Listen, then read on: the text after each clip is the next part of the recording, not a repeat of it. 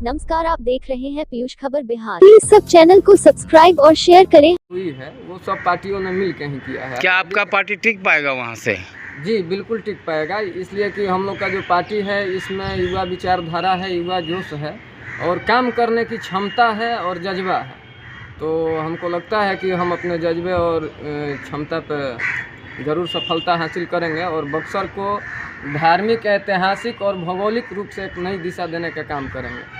आपके पक्ष में कितने लोग जो है कि समर्थन में आपके साथ देंगे बक्सर के जनता है, आप बताइए। बक्सर लोकसभा क्षेत्र के जितनी भी जनता है, जितने भी युवा वर्ग के लोग हैं, साथी मित्र, बड़े बुजुर्ग, गार्जियन, भाई बहन, जो चाची है, सब समर्थन में है। इसलिए कि सबने इन सौतेले व्यवहार को देखा है कि बक्सर की आज दुर्दशा कहाँ है।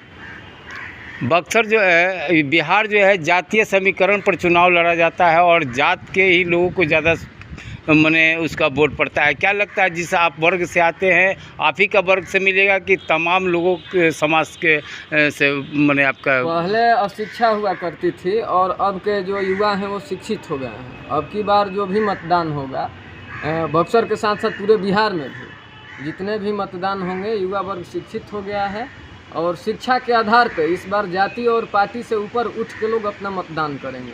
तो हमको जहाँ तक लगता है कि हर जाति के लोग अब शिक्षित हैं और सही दिशा में अपना मतदान करेंगे। अब बताइए, आप क्या जो है किस मुद्दे के लेकर के आप जो है कि जनता के बीच में जाएंगे? बक्सर में देखिए, बक्सर में मेरा स्थानीय मुद्दा है। स्थानीय मुद्दा बहुत है। अब मुद्दा गिनाने लगा जाए तो बक्सर जिले में लगभग 1722 गांव है और हर गांव का अपना अपना एक मुद्दा है, क्योंकि पिछले जितने भी सांसद महोदय लोग जीते हुए हैं, तो जो जीतते हैं वो तो 5 साल आते ही नहीं हैं, जो हारते हैं वो भी अपने क्षेत्र में नहीं आते हैं। तो स्थानीय मुद्दा तो बहुत है, उतना हम बोल पाना संभव नहीं है। लेकिन मेन में मुख्य मुद्दा है कि बक्सर प्रभु श्री राम की शिक्षा स्थली रही है और आज के डेट में बक्सर में एक भी यूनिवर्सिटी नहीं है। इस बात को आप समझिएगा कि वहाँ के युवाओं को काफ़ी परेशानियाँ होती हैं और जो भी यूनिवर्सिटियाँ हैं, बिहार की शिक्षा की जो लचर व्यवस्था है, ग्रेजुएशन करने में जो 3 साल लगता है वो वहाँ पे 5-6 साल लग रहा है। तो सेशन लेट होने की वजह से युवा फॉर्म।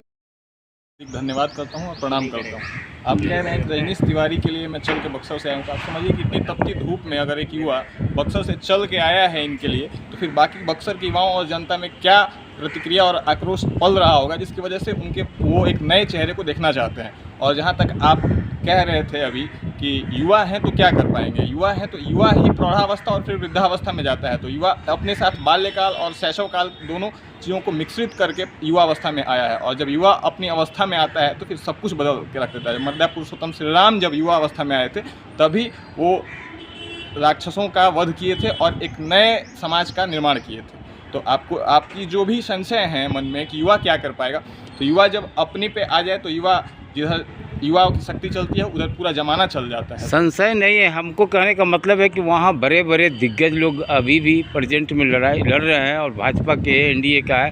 क्या उनका मुकाबला ही कर पाएंगे, दे पाएंगे? बक्सर लोकसभा में जितनी जो भी जनता है, उनका बड़े दिग्गज हैं जो भी जिस भी पार्टी से हैं, उन बक्सर लोकसभा के जनता का सबसे पहला मुद्दा ये है कि हमको स्थानीय चाहिए।